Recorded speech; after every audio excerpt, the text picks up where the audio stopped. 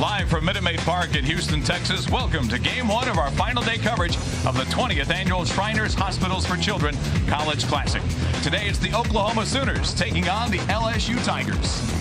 And hello again, everybody. Tom Franklin here alongside Pat Combs. And we've reached Sunday, Pat, and we've got similar stories for two teams who aren't very far apart geographically, Oklahoma and LSU, but they're only playing for the 13th time in baseball. Well, it's hard to believe it's only 13, but 14 is going to be really good because both these teams walked off yesterday in Houston feeling really bad about their Saturday performances. Both come from behind wins against them. Today's going to be a doozy. And we've got a couple of young players we want you to watch in today's ball game. First of all, for the Oklahoma Sooners, keep your eye on their third baseman, Peyton Graham. Well, Peyton Graham came into Oklahoma, a very much heralded high school player from Waxahachie, and Skip Johnson had a pretty good feeling what he was going to get with him, but inserts him right in the middle of the lineup, and Peyton Graham has been outstanding. He has a home run already for the Sooners in this tournament, and he is going to be a great third baseman for the Sooners all year. Meanwhile, for the LSU Tigers, they've got a young player behind the dish, and that is Alex Milazzo. Well, Milazzo's a great story in college baseball. Paul Manera, the head coach for LSU, knew exactly what he was getting with Milazzo. He has inserted him as a catcher. This freshman has just been dominant in the lineup for LSU, but more importantly, really helps that pitching staff for the Tigers. He is going to be a mainstay for LSU for a long time. Two teams who would like to end this weekend on a high note. It's Oklahoma versus LSU. We'll have the starting lineups in the first pitch right after this.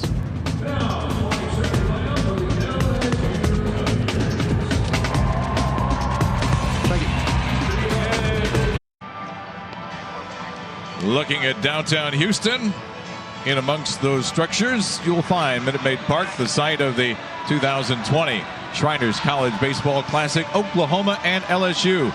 To start off the third and final day's activities here at Minute Maid Park.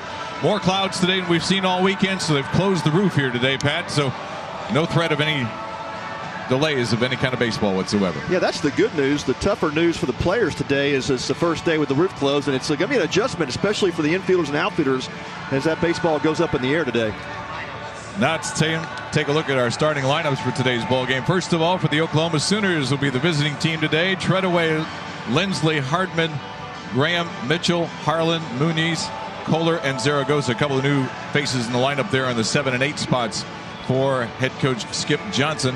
And they will be facing right-handed pitcher A.J. Labus, a redshirt sophomore from Fleming Island, Florida, who's coming off a medical redshirt, had a shoulder problem last year, didn't pitch at all, had a good freshman season in 2018, but trying to work his way back here in 2020. Yeah, Labas is one of those great Sunday starters you kind of look forward to because he's a strike thrower. He really pounds the strike zone with 3 pitches. You'll see the fastball, slider, changeup today. Velocity will sit somewhere 89, 92, but really just commands the strike zone very well with all 3 pitches. It'll be interesting to see how it works out here today. Getting ready to step into the batter's box to get things started for the Oklahoma Sooners will be their outstanding center fielder, Tanner Treadaway.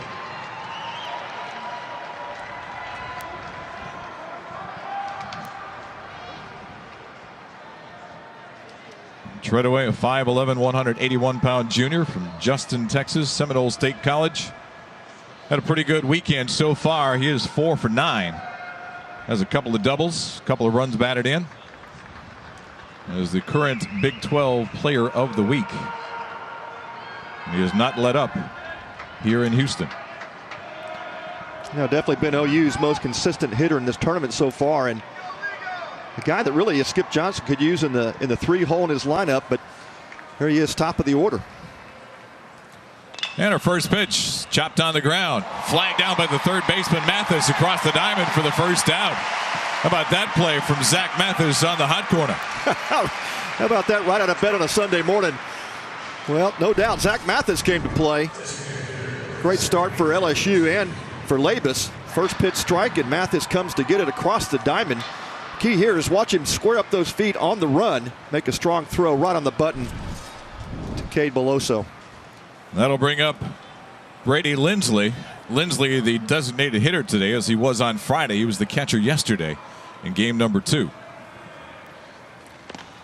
And first pitch from Labus is in there for a strike. Lindsley on the season hitting .286. On the weekend is 3 for 9. Driven in 2 and has a home run. Outside corner, strike 2. A good changeup from Labus there, and Again, that's what you'll see, just a good mix of pitches. And fastball not overpowering. 89-90 with a two-seam sink to it.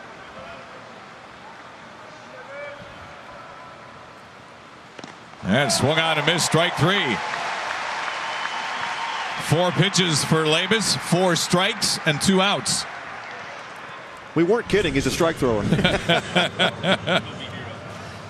Boom. How about right that? On the outside corner. Milazzo didn't have to move his mitt. Can't argue with that whatsoever. Now it's Tyler Hardman, the first baseman for the Sooners. Hardman checking in at 326 on the year. 3 for 10 on the weekend. It's 2 for 4 yesterday with an RBI. He's also been swinging it well. Hit 350 last week for the Sooners.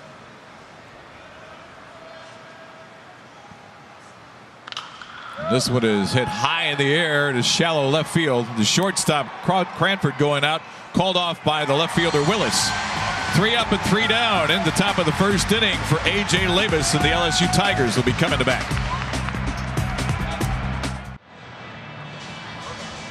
Bottom of the first inning here, game 1 of our final day of activity in the Shriners College Classic from Minute Maid Park in Houston.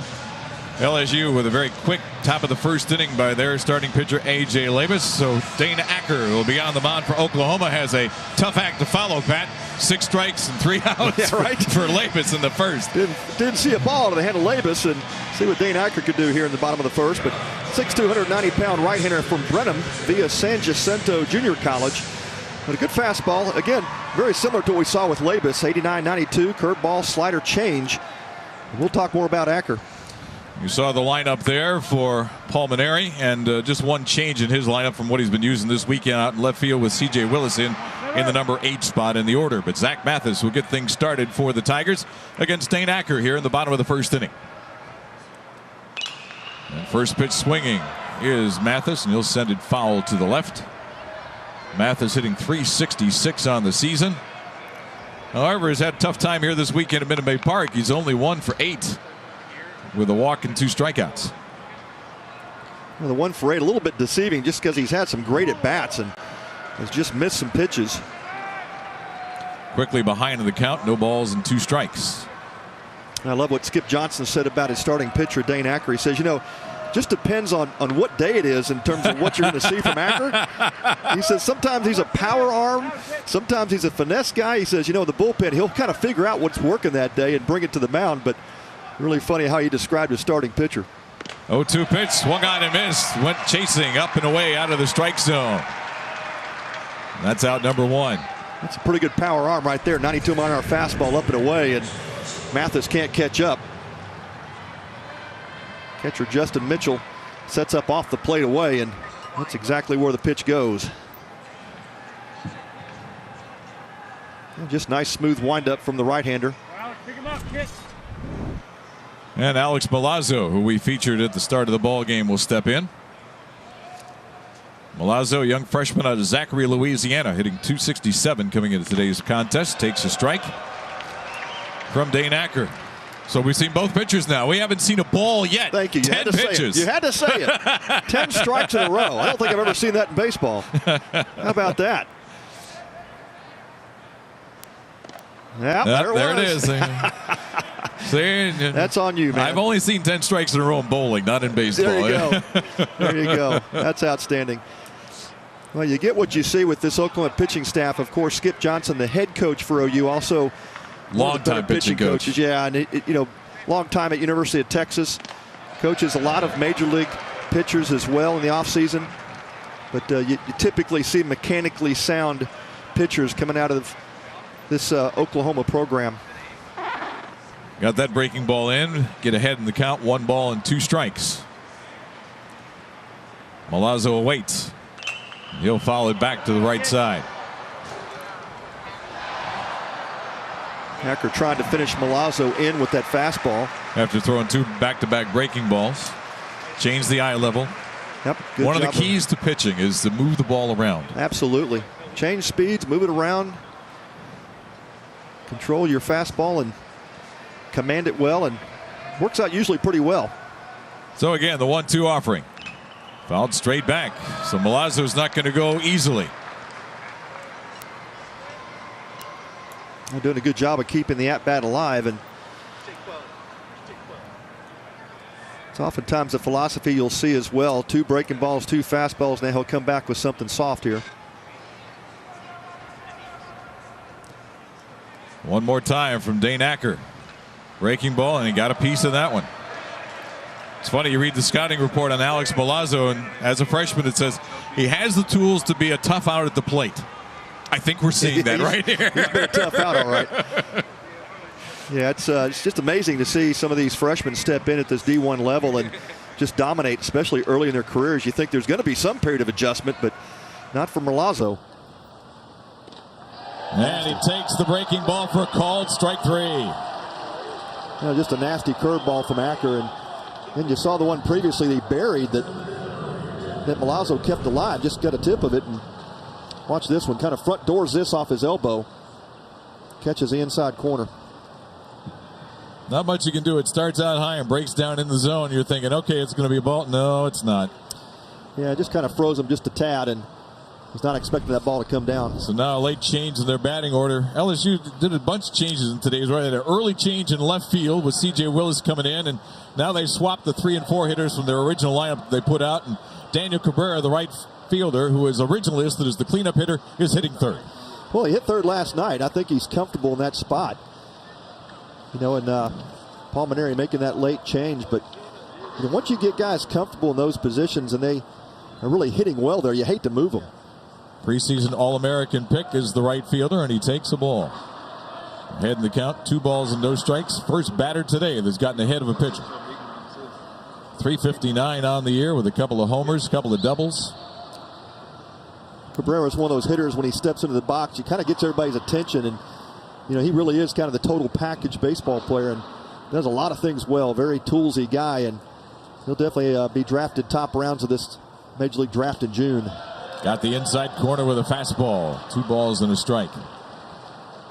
You can see Cabrera why he'd lay off of that particular pitch. I'm ahead 2-0, and if he's going to paint the inside corner at my knees, I can't do much with that pitch. Yeah. I'll live for another one. I got room to work here. You can see Justin Mitchell setting up outside. That ball just drifted across the plate. Acker gets the call.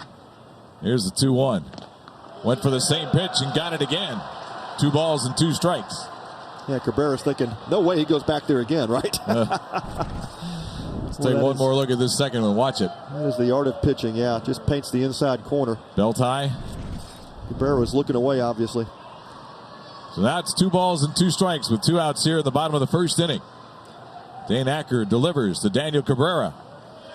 Down and away and runs the count full. 3 balls and 2 strikes. Yeah, tried to get him out with that changeup. I'll have to come in hard inside to go outside with a changeup. Yeah, good philosophy. Had it set up. Change speed, change location. Now what do you do?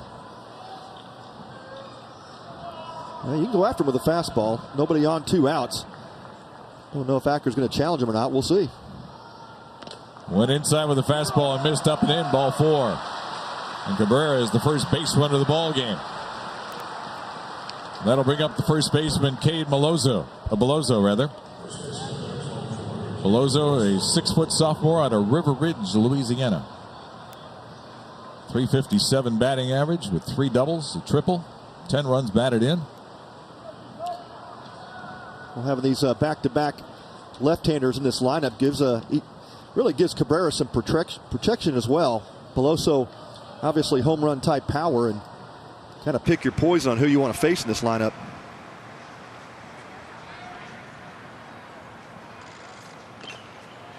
Cabrera bluffed, and Beloso fouls it back into the screen for strike 1.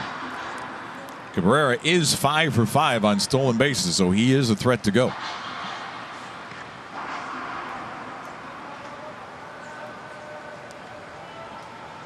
Beloso started 44 games at first base and 14 as the DH last year for Paul Mainieri.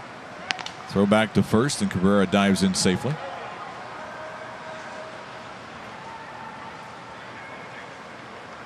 Had 10 homers and 52 runs batted in last season. Looking for that first long ball this year. Hits this one deep into the gap in right center field. Backing up is the right fielder, Harlan, to make it right against the wall. How about that? He almost got it.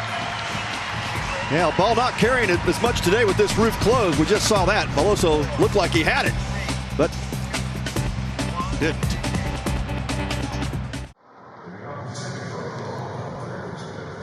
Back here for inning number 2. LSU and Oklahoma. Sooners at bat, top of the second inning, with their cleanup hitter, Peyton Graham, stepping in against A.J. Labus, who had no problem sailing through the top of the first inning. That was his first ball of the game. Inside to Graham. Graham yesterday, 1 for 6 with a solo home run, 2 for 10 on the weekend. Strike call there. 1 ball and 1 strike. Yeah, A.J. Labus is human. He does throw a ball every once in a while, so we did see one. Comes right back with the slider strike. 1-1 offering. Hit, floating into right center field, and tracking it down is the center fielder Giacomo for out number 1. Had to go a long way for that, baby. I was going to say Giovanni DiGiacomo in center field was actually playing a little bit towards left center, and he had to track that ball for about 40 yards. Gets there in plenty of time, but see the swing there, and the inside-out swing put the spin on the ball that had it going toward the right center field area. But DiGiacomo had plenty of time to get there. Great wheels in center. Never hurts to have a guy who can cover some ground in the center of the outfield. First pitch to Justin Mitchell, the catcher, is in there for a strike.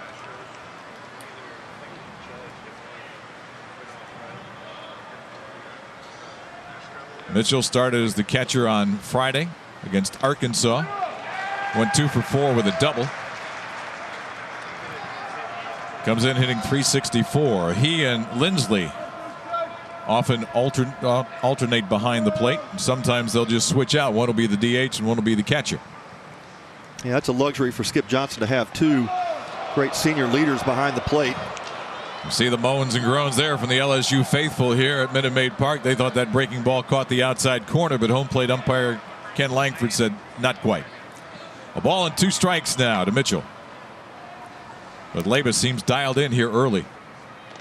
And got him with a breaking ball that time. Second strikeout of the ball game. And let's hear the thoughts of head coach Paul Maneri on his Sunday starter. Sunday, A.J. Labus, who missed all of last year, is back pitching, and he's just the consummate, professional type pitcher. He's a command guy. He mixes his 3 pitches. It's not overpowering stuff. You got to play good defense behind him, but he's got an even temperament out there. You never know if he's winning or losing the way that he's acting on the mound. And you can see he's in control here, firing strike after strike. That was a great description by Paul Maneri about this guy here on the mound today. Well, he knows A.J. well, but golly, just nails it.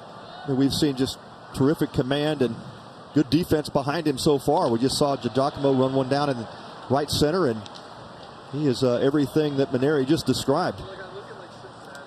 Just missing the outside corner with that offering. It's 1 ball and 1 strike to Brady Harlan, the redshirt senior out of Corsicana, Texas. He'll foul this one away to the left side and fall behind in the count. 1 ball and 2 strikes. This is what you love about the art of pitching.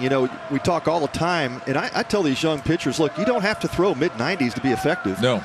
You just learn how to spot your fastball, learn at least 1 or 2 breaking pitches that you can command fairly well, and you can have some success. And Labus showing exactly what we're talking about.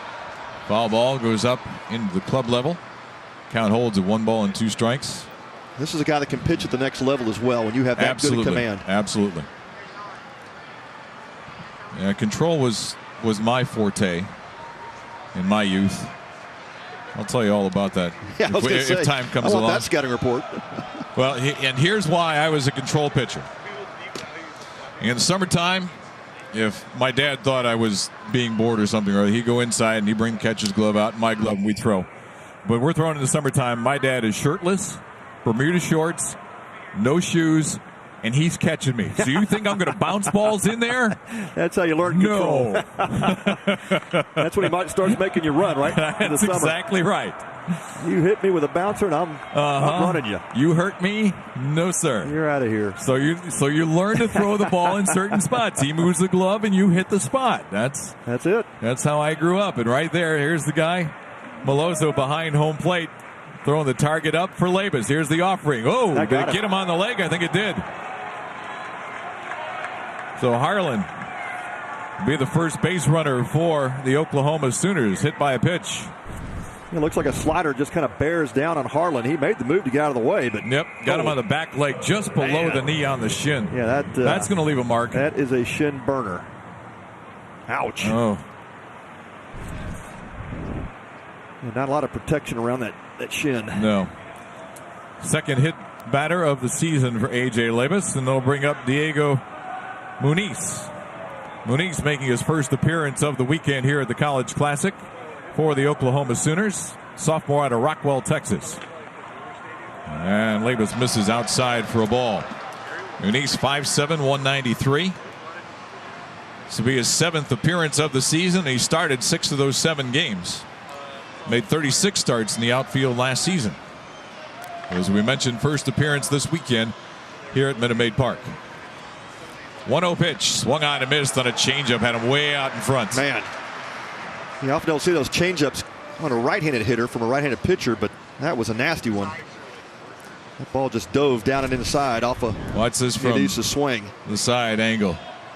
Yep, out in front and over the top. 1-1 pitch. Hit straight back up the middle toward DiGiacomo in center field, and he'll back up a couple of steps and make it for out number 3. So we played an inning and a half here at Minute Maid Park. No score between the Tigers and the Sooners. Getting set for the bottom of the second inning here today between Oklahoma and LSU in a scoreless battle. This is what happened so far this weekend. On Friday, Baylor, Oklahoma, and LSU coming out victorious in this Big 12 SEC matchup. And then yesterday, same kind of routine as far as the conference holding the own. Missouri followed by Baylor and Texas once again. So the Big 12 with a 4-2 advantage so far this weekend. And the first offering from Dane Acker to Saul Garza is outside for a ball. It's 1-0. Well, we referenced the 2 come-from-behind losses for these teams today. LSU staked out to a 4-0 lead over Baylor before Baylor scored 6 unanswered runs to win that game. And Oklahoma staked to a 5-0 lead over Mizzou. And Missouri walks it off in a win come from behind. Stretched it out to 7-4. Yeah. Well, the Tigers came roaring back in the 8th and 10th innings. Got 3 in the 8th inning to force the extra frame, and then won it in the bottom of the 10th. 2-0 pitch. Hit high in the air to the right side. Almost going to scrape the roof here. Drifting over into foul territory and dropping the ball. The second baseman, Kohler, a little bit nonchalant on that catch opportunity, and the ball pops away for just a foul ball. Yeah, as we talked about in the open, just the difficulty of trying to navigate this roof being closed, and the fact that hit him in the heel. Yeah, Logan Kohler has not played second base until today, and he just got over there and looked like he could have gotten his feet set underneath the fly ball. It sure was up there for a long time, and Garza gets another chance at it. So it's just a high, lazy strike. 2 balls and 1 strike. Yeah, that was up there. That did almost hit the roof.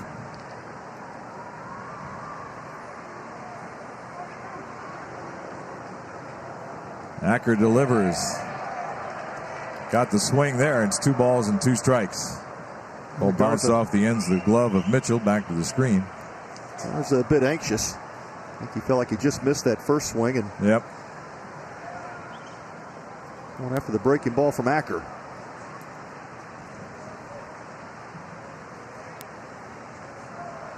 Garza from Edinburgh, Texas, a junior. Bounces this one foul right to the third base coach. Good. 1 hop catch. Good job there by Nolan Cain. Cain was not moving. He said, I got this. Garza on the weekend is 2 for 7. Had a 2-run homer yesterday. Triple and a run batted in against Texas on Friday.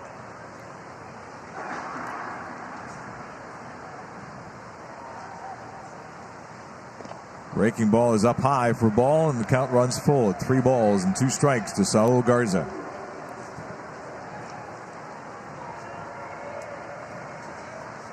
Got drafted last summer by the Kansas City Chiefs in the Kansas City Royals in the 32nd round, but decided to come back for another year in Baton Rouge. 3-2 pitch, hit off the handle into short right field, but coming on to make the catch is Brady Harlan for out number 1. So Garza looks like he could play for the Chiefs, but yes, he does. Big man. 6'3", 227. Yeah, he can handle it. That'll bring up Cade Doty.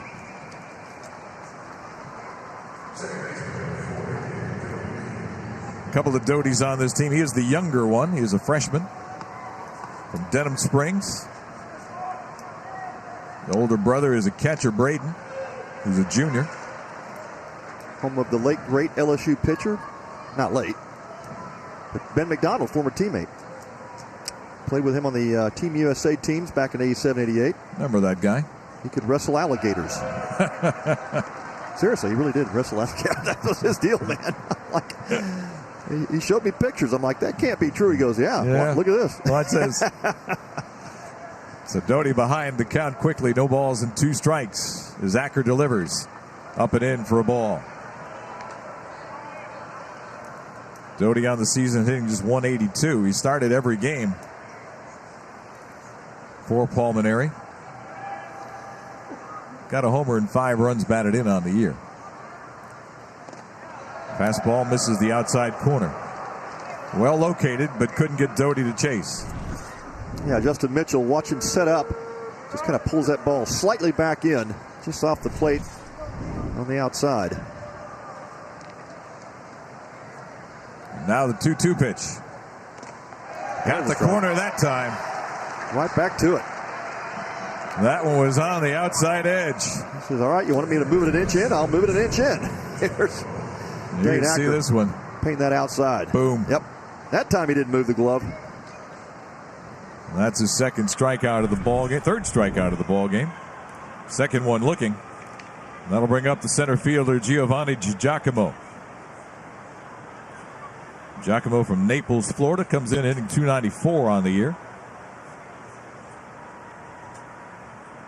A couple of nice defensive plays in the top half of the inning for him out in the field as he swings and misses for strike 1.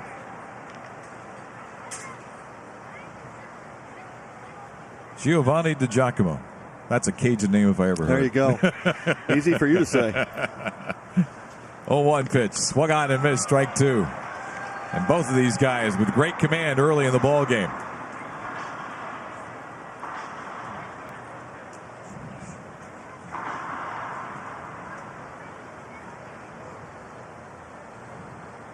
Will Acker finish him off here? He tried to get him to go, and he did. Giacomo couldn't hold off the high fastball, so back-to-back strikeouts to end the bottom of the second inning. We're through 2 here at Minute Maid Park in a scoreless duel. One of the highlights each year here at the Shriners College Classic is when the 6 baseball teams get a chance to go to the Shriners Hospital and interact with the patients there, and you see LSU and the Tigers having a great time with the patients at Shriners Hospital here in Houston earlier this week, leading into the Shriners College Classic. And look at the smiles on all those faces of those young people. And John Pylan, the Executive Vice President and COO of Shriners International, joins us here. John, how are you doing? Doing great. How are you? I'm great. So what about this weekend so far? Here we are. It's the final day. How's it been? It's been wonderful. I'll tell you what, there's been so much excitement in these games. It's been amazing. High fly ball to deep right field for Logan Kohler. Caught there by Cabrera for out number 1. Gave that one a pretty good ride. Just got underneath it just a little bit. Did. Man, just missed it. So, John, what have your duties been this weekend here as the Executive Vice President? What have you been doing all weekend? Well, I've been talking to a lot of our members who are here. I've attended a board meeting for our Houston or our Galveston hospitals. Talk with our board members about the next things that we have to do with regard to both our membership on the fraternal side and what we're going to do with our hospitals. So it gives me a chance to talk to a lot of our members and find out what's on their minds, especially here in Texas. You know, John, one of the things I've really, when you talked about moving forward the vision for Shriners going forward was the ability to reach people where they don't have to be so close to cities now. You're using technology, you're using mobile units. Tell us more about that. Well, medical care has changed so much since the time that we were young. So it used to be you had an ACL, you'd be in the hospital for a week, and now, of course, they do a surgery, you're outpatient. Yeah. Well, healthcare is changing with regard to our treatment of kids as well. And so we don't provide more care to more kids in more places. And hospital stays of a week are just almost unheard of. I mean, people are getting hip replacements and out like the next day. Right. So we've got to make sure that we're good stewards of the money that the public trusts us with to provide the care for the kids, but do it in a way that is 21st century care, not back in the 20th century. Right. Strike one called here to Brandon Zaragoza, visiting with John Pylan, the Executive Vice President of Shriners International. And John, what does it do for you when you get to go to the hospitals and see the patients and see what your Shriners peoples are doing with these young people and changing lives every day? Well, when I have a bad day, I always try to say, I'm going to find out what's going on at the hospital. There you go. Absolutely. It really does. We all have those days. It's just a tough deal. Swing and a miss by Zaragoza for the strikeout. Labus notches number 3 here. John, you're a sports guy. I mean, this tournament's been fabulous this weekend. I'm sure you're enjoying it. It really has. It's been fantastic, and to see amazing comebacks, amazing plays, amazing players. We've had it all this weekend, and great weather to boot. Now we've got the roof up now, but just to safe. Yeah. Just to be safe. That's right. So, John, how have you seen this particular event grow? Because, the football's been the mainstay for Shriners as far as fundraising and sports is concerned. You've got the golf tournament as well. But this baseball event has really started to get some momentum going, hasn't it? It really has. And what we've also seen, we've talked to some people who have come every year. Well, a lot of those folks are going to tell their friends and neighbors, hey, listen, this is a great time. Mm-hmm. Right. Now, of course, we compete with the rodeo, and that's a religious event here in Texas. Exactly. So, but a lot of people are making plans to come out and at least catch a game or two. That's great. I was in the elevator with a gentleman this morning who was not connected to any team. He says, my wife and I just want to come and support Shriners. We love this tournament. Well, that's great. And, of course, that's the great thing about it. You can have a great time and at the same time do something great for somebody else. 1-1 offering here to Treadaway in there for strike 2 as Labus continues to pound the zone. 32 pitches on the ball game so far, and 24 of them have been for strikes. That's pretty outstanding. 75% strike ratio. That's a pretty good ratio by any standard. So, John, what's ahead for this event and what's ahead for Shriners? Well, we think this event is going to continue to grow and to expand. We have a great partnership with the Astros and the Astros Foundation, and we want to continue to build on this relationship and make this tournament bigger and better, attract more folks to it, and hopefully make it bigger also in terms of the amount of money we were able to raise for our kids. And that's what it's all about right there. That's it. Is putting the money in there so we can help more kids along the way have great lives. Called strike 3 on the outside corner, and that's going to do it for the top half of the 3rd inning for the Oklahoma Sooners. 3 up and 3 down. John Pylan, Executive Vice President, thanks for joining us. Thank you. Appreciate it.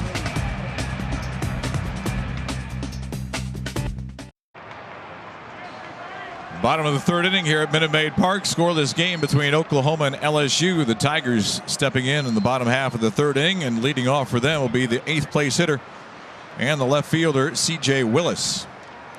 6'2", 193 sophomore from Ruston, Louisiana. Swing and a miss on the first offering from Dane Acker, who has sailed through the first 2 innings, allowing just a walk while striking out 4. Willis on the season looking for his first hit, just his 3rd at bat. That one just off the inside corner for a ball. It's 1-1. It's pretty identical performances in terms of these starting pitchers. A.J. Labus for LSU and Dane Acker both showing tremendous command and of all pitches. That one a little bit low and inside. Scoots away back to the backstop. It's 2 balls and a strike. Acker's ratio not quite as good as the ratio we gave you in the last inning for Labus. He's thrown 12 balls in his 36 pitches as opposed to 8. So, right. I mean, got the inside corner there. It's 3-1. Well, just a lot of pitchability between both of these guys. And it's fun to watch, especially, in a college atmosphere like this. Minute Maid Park, big stage. 2 teams with fan bases that travel well and fill up the seats here in the lower bowl.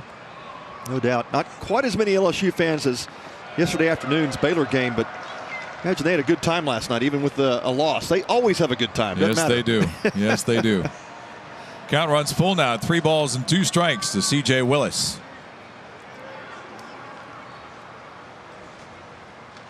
Swung on and missed. Strike 3. Strikeout number 5 in the ball game.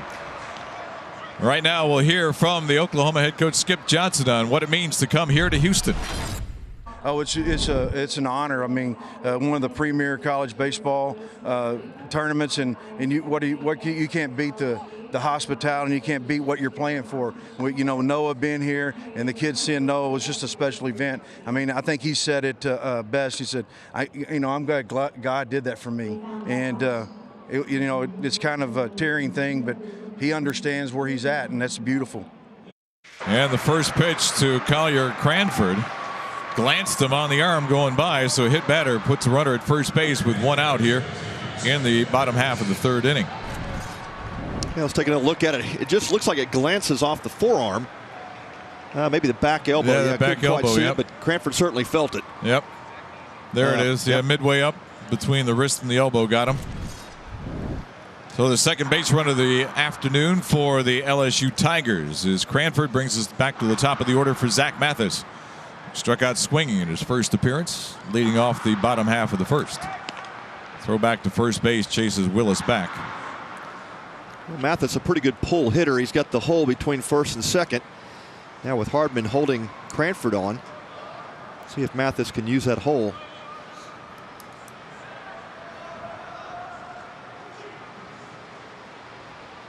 Long delay for the delivery from Acker. Back into the screen for strike 1. Mathis is a hacker up there. He's very confident when he steps in the plate. And even though he's the leadoff hitter and just 5'8", 188, he's got sneaky power. Oh, he does. He's got some pop and very aggressive hitter. Very uncharacteristic of a leadoff guy. Didn't take a lot of pitches, man. He sees a fastball. He's in attack mode. Outfield playing straight away. You see the shortstop Zaragoza shaded over just a little bit to aid in the double play should there be an infield grounder. Fastball drifts up and away for a ball. 1-1 to count to Zach Mathis. Been fun to watch these two guys. I guess with you and I both coming from the pitching aspect, we like guys who move the ball around and control the strike zone. Oh man, it just makes the game flow. It helps your defense. Defense is on their toes.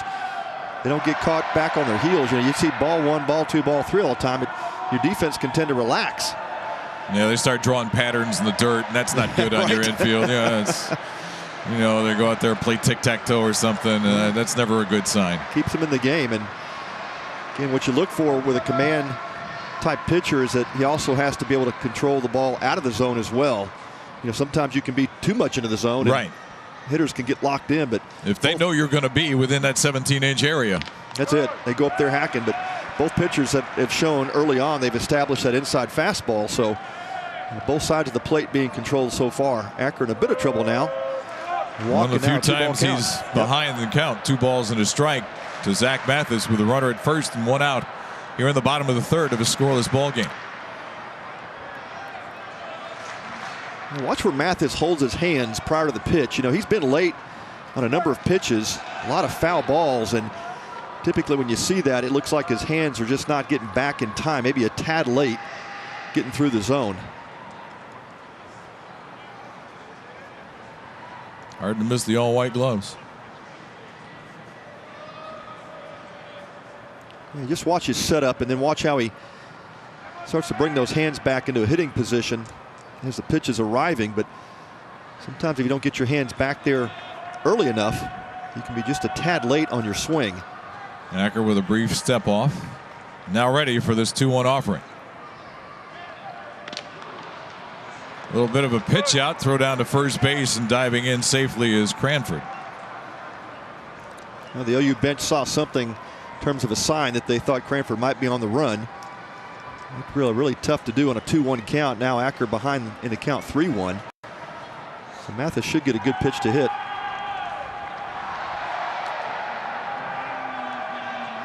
One of the rare times that a hitter has had the advantage so far in today's ball game. 3-1 pitch, runner on the move, swung on and missed. Throw down to second base is in time for the out. Making the swipe tag, Zaragoza on the throw down from Mitchell. Wow, what a release from Justin Mitchell. Watch how quick he gets rid of this baseball. There's the pitch that drifts back inside, and strong throw to second base. He throws a strike just in time to get Cranford from first base on the steal attempt. You know, if Cranford's lead foot might have been down all the way, and he might have snuck in underneath the tag, but that foot was in the air, and that allowed for the call out. Yeah, no doubt. I think a head first slide, he's safe as well. Caught stealing 2-6, gets us the second out. Mathis swings and misses for strike 3. So just like that, out of trouble is Dane Acker and the Oklahoma Sooners. We're through 3 at Minute Maid Park.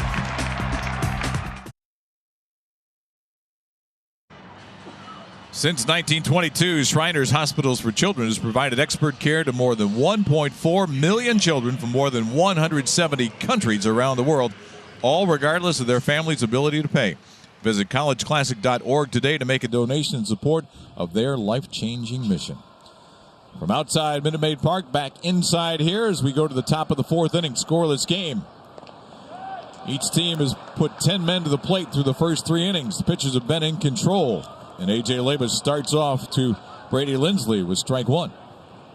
How about the first pitch changeup that down and away, and man, Labus is just in total command right now.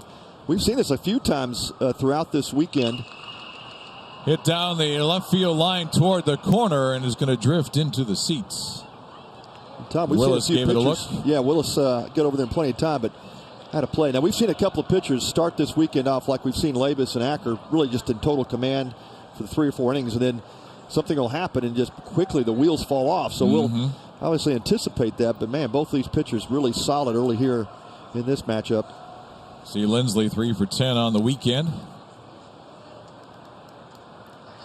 A senior from Keller, Texas. Takes up high. 1 ball and 2 strikes. Again rotating behind the dish with Justin Mitchell, as he did last year as he split time between the DH position and catching. Hits this one to left center field. Everybody converging, and first one in is C.J. Willis to make the catch on the run for out number 1. Yeah, that pop-up was going to be an awfully difficult play for Collier Cranford, the shortstop. Yep. Saw that ball starting to slice away over his head, and C.J. Willis with a bead on it calls him off early, makes the easy net catch. Tyler Hardiman, he flied out to left field in his first at-bat, steps in. Hardman, the junior from Corona, California. First baseman at 6'2", 218. Takes a strike on the outside corner. Well, you talk about being in a rocking chair. That is Labus right now. Holy smokes. He is. Just a Sunday afternoon walk in the park so far. The only blemish on the scoreboard for these two teams is each have left a man on base. End of story. Misses outside with that one. It's 1-1. Hardman yesterday 1 for 6 with a run scored, struck out in half of those at bats. Here's the 1-1. Got the outside corner, but low. 2 balls and a strike. The first time Labus has been behind. He's not going to know how to react. How about that? Yeah, 3 1/3 innings in. First batter you've been behind on. That's just amazing. 2-1 pitch is bounced back up the middle. Grab behind second base by Doty. And over to first for the out 4-3, and it's 2 away. Yeah, really well positioned defensively. You saw Cade Doty just see how much a he couple of shaded steps over towards there. his right. Yeah, just right behind second base. Makes for an easy play. Great scouting report and positioning by the LSU coaching staff. That'll bring up our player to watch for the Sooners, Peyton Graham, the young freshman third baseman. Now, we watched the college game has gotten so different from the pro game, Pat, because now we see defenses move around a little bit. We don't see the exaggerated shifts in college like we see in big league baseball. What do you think? Yeah, typically not. Well, I think the scouting reports are that much better in professional baseball, but they are getting better here in the college level as well. There's a couple of services that most teams will subscribe to, so they have a pretty good idea. But you're right. You tend not to see the overshifting in college like you do in pro ball. Quickly, Graham has found himself behind 0-2 in the count to A.J. Labus. One of the big reasons is you've really got to have a pitching staff that knows how to locate. So sometimes in college there's a slight difference. You don't have quite the control operations that you do. Yeah, you got to overshift. You got to pitch the hitters a certain way to get that ball to go that way. So, oftentimes that's the constraint in college baseball. 1 ball and 2 strikes to Peyton Graham. Flight out to center his first time up, and he's hung in there and run the count now to 2-2 after being behind 0-2. Here's that fastball from Labus, just misses outside. See Milazzo trying to frame it up. He tried to bring it back in for him. 2-2 pitch. Bounced on the ground to third. Gobbled up by Mathis. Across the diamond. And it's 3 up and 3 down here in the top of the 4th. Pitchers in control so far today at Minute Maid Park in the College Classic. Scoreless game here going to the bottom of the 4th inning. LSU coming to bat. And here is their head coach, Paul Maneri, on his ball club in 2020. This season we had mostly home run hitters, and it was kind of a one-dimensional team, and that's not really a typical team that I like to have. I like to have a team with some diversity. So we now have some speed in the outfield. We've got some bat handlers, and we still have some power guys. So hopefully they'll get it going now that they know they're playing every day, and they'll relax a little bit and kind of get their confidence going, and hopefully our best days are ahead of us. And leading off here is Milazzo, the catcher, bounded to short, and Zaragoza can't come up with it. And Milazzo will reach on an E6. Yeah, pretty routine play here to Zaragoza. A 3-hopper, and usually pretty reliable with the glove. Really is. Really a slick fielding shortstop, but not that time. Just didn't quite get the glove down all the way to the ground and kind of trapped it there. Yeah, he did. You want to try to catch that ball on a bigger hop, and he came charging hard. Milazzo does have wheels. Even though he's a catcher, he can run.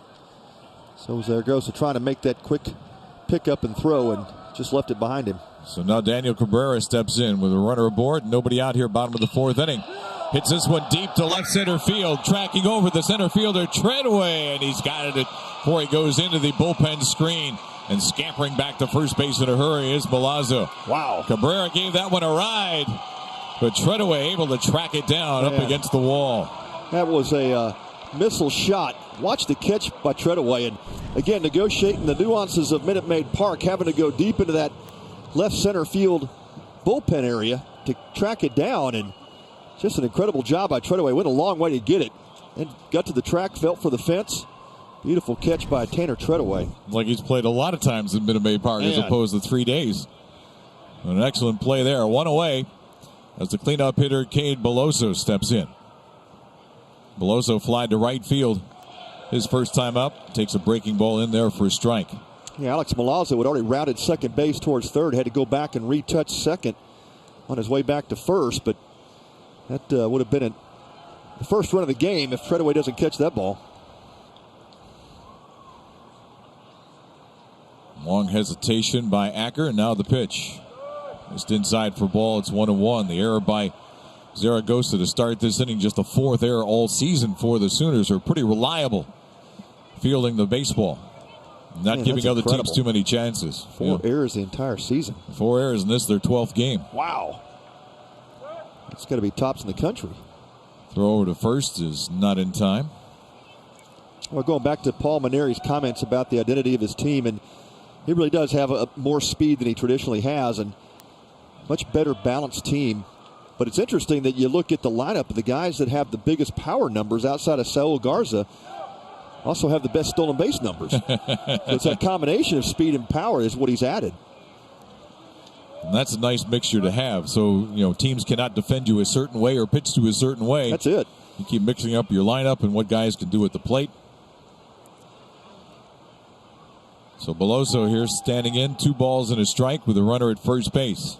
1 out, bottom of the 4th inning of a scoreless game. Again, the long wait before the delivery is fouled back. Count now level at 2 balls and 2 strikes. If you look at the outfield of the Sooners with Beloso at the plate. Playing pretty deep. Really deep, and they've got him playing pull in the outfield. And see Treadaway shading towards right center. Now he's going to come back towards center. with 2 strikes. But even the shortstop Zaragoza is shifted well over towards second base.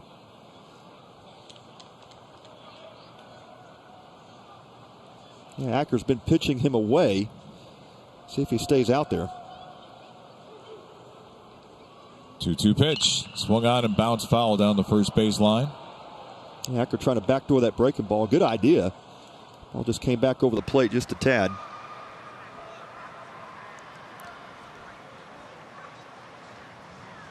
So a little bit of a cat and mouse game for the first time today, and you cannot discount Alex Milazzo, as you mentioned, when he scampered down to first, and when Zaragoza didn't feel the ball cleanly and was able to reach safely in time. He's also stolen 3 bases in 4 attempts. Not necessarily something you think about it with a catcher, but you got to be wary of him. No doubt, definitely a threat to run. Slap bug up the middle, but right to the shifted shortstop Zaragoza. Steps on the bag for 1 and over to first to end the inning with a 6 unassisted 3 double play. Still scoreless here at Minute Maid Park on Sunday. We get ready to start the top half of the 5th inning here at Minute Maid Park. No score between Oklahoma and LSU in a good old-fashioned pitcher's duel. Runners have been in a bare premium in today's ball game. Only one player has reached base for the Oklahoma Sooners, and that was Brady Harlan, hit by a pitch in the 2nd inning. We've had a couple of men get on base for the LSU Tigers, but one erased trying to steal and one erased in a double play. So A.J. Labus delivers to Justin Mitchell for strike 1. What else is new? Right. That's how Labus rolls, right? 48 pitches, 34 strikes so far. Swung on and foul tipped at the plate, and quickly Mitchell finds himself in an 0-2 hole. Yeah, you better be ready to swing first pitch when you're facing Labus. Mitchell had a good week last week, hit .417 in 3 ball games with a double, 4 runs batted in. Also threw out a runner trying to steal like he did today and picked a runner off of first base. So he showed the gun. Takes strike 3 called on the outside corner. Strikeout number 5 for A.J. Labus for out number 1 here in the top of the 5th. Well, Justin Mitchell, the catcher for OU, says, okay, well, I want that pitch too. Yep, just make sure. Yep. Just a belt high fastball and pretty close. I mean, obviously too close to let go on 2 strikes, but we've just seen both pitchers really command that fastball up, down, in and out. Man, it's just been fun to watch, just like watching an artist. Now Brady Harlan steps in. He was hit by a pitch his first time, tried to bunt and fouls it back for strike 1. I was just about to say, you've got to execute something here. Try to get this defense when you put the ball in motion, get them trying to throw the ball around, because Labus is just not giving up too much here. So not a bad idea for Harlan to try to get his way on by bunt. Mathis trying to creep in a little bit from third base. That fastball floats away for ball, and it's 1-1. Now he drops back he's kind of playing halfway. Not typical third base position, but halfway between normal position and up on the grass. This one fouled back to the screen, and it's ball and 2 strikes.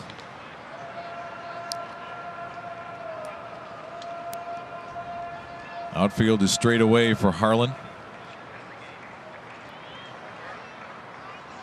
On the weekend, 2 for 8, went 1 for 4 each day. Also picked up a couple of walks in the Missouri ball game yesterday. Swung on and missed. Strike 3. Back-to-back strikeouts for A.J. Labus. Give him 6 now in the ball game. This is that sinking fastball from Labus, and watch this ball start out outside corner, then just dive down and away about a foot outside the zone. And Harlan's seeing fastball on the corner when he starts his swing. And by the time that ball ends up about a foot off the plate, he had no chance. It was gone. Now Diego Muniz steps in. Muniz lined out to center. Got pretty good wood on that first at bat. Sent it straight away to Giacomo, who tracked it down for the final out of inning number 2. Now he steps in with 2 outs here in the bottom half of the 5th inning. The top half of the 5th inning, I should say. Yeah, besides Kohler's deep fly to right field, that's probably the best contact the Sooner has made. Yep. Got it squared up, sent it right back up the middle, but Giacomo only had to back up a couple of steps to flag it in. Gets ahead in the count, 2 balls and no strikes. Yeah, that's a news item. Yeah, might be the first time that's happened today. That's fouled off, and it's 2-1. But it's funny when we get the shots. Just watch Labus here. And we heard it from Paul Maneri at the start of the ball game. Nothing phases him. Everything is just the same. Right. I'm just playing catch with my guy behind home plate. There's nobody up here. I'm just throwing the ball where I want to throw it. Look at it. Just looks a little bored. Quiet and calm demeanor. Yep. Now he's going to have to tighten up here a little bit because it's 3-1. No change in emotions, but oftentimes that we've seen, you get locked in and you start to relax a little bit. Now the strike zone starts to get a little wider, so we'll keep our eye on that. But 3-1 pitch hit to left field. Backing up is Willis, and he'll catch it about a step in front of the scoreboard, in front of the Crawford boxes. Halfway home here at Minute Maid Park in a scoreless duel. Yeah, middle of the fifth. And OU LSU tied up. Levi Prater earlier today, the Oklahoma pitcher from yesterday. So I was about to turn 2 years old, and I was riding a lawnmower with my father, and I was standing in between his legs because I was really young, really small. And we hit a hole in the yard, and my dad just happened at the same time to grab a limb over the top of our head. Series of events, hit the hole, I bounce off his left leg, fall to the right side of the lawnmower, and he grabs me by my left arm, and when he pulled me up, the blades just hit once, and here we are. Yeah, so you lost 3 fingers, your thumb? I lost thumb, pointer finger, and middle finger, so I got out the pinky and ring. And Levi Prater yesterday, and what a great outing he had for these Oklahoma Sooners, but what a great story for a kid like him who had to go to Shriners Hospitals and get their physical treatment to learn how to operate as he grew up along the way, and now he finds himself in college playing in the Shriners Classic. Really it's amazing. Great. Yeah, that ball hits Garza, but ouch. Yeah, great story from Levi Prater. And I think, you think back to the years when the Shriners Hospitals for Children Classic started, and here's the hit by pitch on Garza. Fortunately, it got him off of that elbow protector. Yeah. But you think back years ago when they started this tournament to think, hey, one day we're going to have a Shriners patient pitching in this classic, our tournament. Right? Yeah, I mean, that's tremendous. What a great story. Who are those guys? I don't know them. Somebody call the authorities. Sunday in the booth. We are having some fun. We got a runner at first here to start the bottom half of the 5th inning. And Cade Doty steps in. Got caught looking. His first trip up to the plate in the 2nd inning. The hit by pitch is the 2nd one of the ball game for Dane Acker. About the only blemish he's had along the way on his scorecard. So from the stretch, got the outside corner with that one. It's a ball and a strike. Acker now with a pitch count in the 5th inning at 57. 36 of them have been in the strike zone. Cade Doty, just a true freshman, but Paul Maneri likes him. Comes from a baseball family. We told you his older brother is part of the team as well, but he's an all-around player who he thinks by the time his days in Baton Rouge are done is going to be a real outstanding guy. Yeah, no doubt. Best prospect from the high school ranks in Louisiana last season. Kind of set himself up, though. First at bat as a Tiger, hits a home run. So it's, now you think, okay, where do I go from here? That ball is up high. 2 balls and 2 strikes. He's had a lot of good at bats, just not a lot to show for it so far. And even in this tournament, has hit a couple of balls right on the button, right at people. Went 1 for 4 against Baylor with a double and an RBI. 2 for 3 with an RBI against Texas on Friday. 2nd trip to the plate today. Has a runner at first and nobody out here in the 5th. He'll slap this one the other way down the right field line, hooking, and it's going to get in the seats. Good idea. Well, you saw Garza go that way as well. That may be now how LSU is going to approach Acker. Trying to stay back. On the 2nd time through the bat. Trying to go opposite field with him, and that seems to be the approach right now.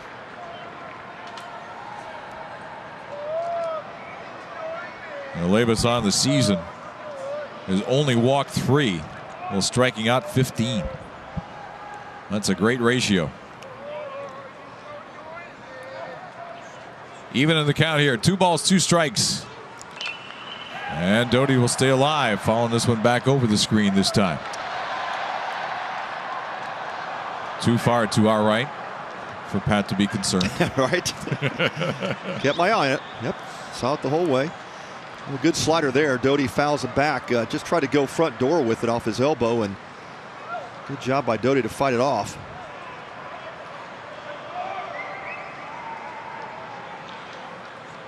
So now what will the approach be on the 2-2 pitch? Fastball hard on the outside edge. Got Doty to chase. Strikeout number 6. Well, Dane Acker sets that pitch up well. He goes in. Now fastball away. Down and away, and Doty actually chases it out of the strike zone. Yep. Could have been ball 3. But instead it's strike 3 and the first out of the inning. And that'll bring up the center fielder Giovanni DiGiacomo. He struck out swinging his first time. Couldn't hold up on the 2-strike pitch.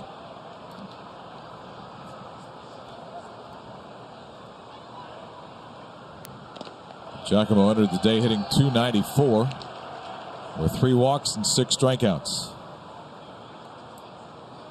Good ball game yesterday. And the loss to Baylor went 3 for 4. The only time he was retired was via the strikeout. Throw over to first. Garza back.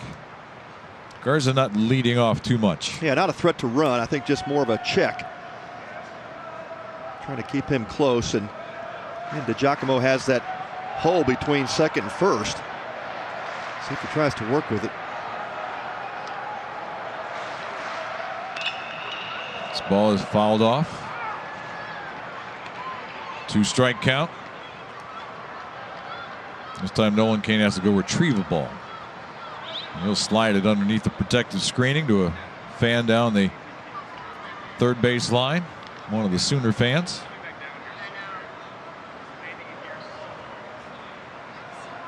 So DiGiacomo with tremendous speed and instincts in the outfielder. We saw that earlier when he tracked one down going from left center to right center. Tried to hold off and put that one back up in the screen. And I think eventually they're looking at him as a table setter, but top of the order kind of guy. But as he gets settled in here as a sophomore, still hitting a little bit lower in the order in the number 7 position. Yeah, I think that's the ideal position for him. Paul Maneri would like to have him in that 2 hole. Really working on teaching him how to bunt and drag, and he said really would add some dimension to his game if he can learn that aspect. Yeah, because he's got the wheels. So if you can get the ball in play and make those guys move around for balls, you're going to be an extra threat at the dish. Again, chasing Garza back. You've got Milazzo and developing. Got obviously a couple of guys you trust in the middle of that lineup, and Beloso, Cabrera, and Garza. 0-2 pitch is fouled away again. So DiGiacomo holding tough, making Acker work for one of the few times to a batter. Usually he's been able to get through batters in 3 or 4 pitches. And that's always the goal.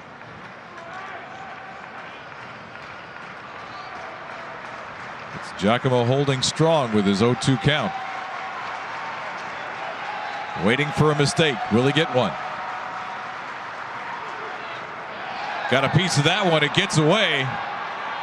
And scampering down to second will be Garza. DiGiacomo is out because you cannot advance to first base if the base is occupied with less than 2 outs. That's it. Yeah, that's exactly right. So DiGiacomo took off to first, but he was immediately ruled out by home plate umpire Ken Langford on the swing and miss. So Acker gets the strikeout, but Garza moves up. So for the first time today, we got a man in scoring position. I don't know how to react to that. Right. What do we do with that? And C.J. Willis steps in. Well, he's the guy that counts. He needs to figure out what to do with that. Strikeout victim his first time up.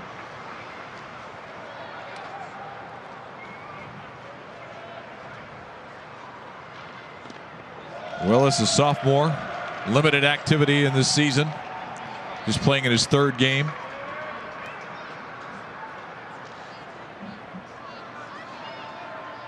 He's had 3 previous at-bats, a walk and 2 strikeouts counting today's swing and miss. He's down the count again, 0-1.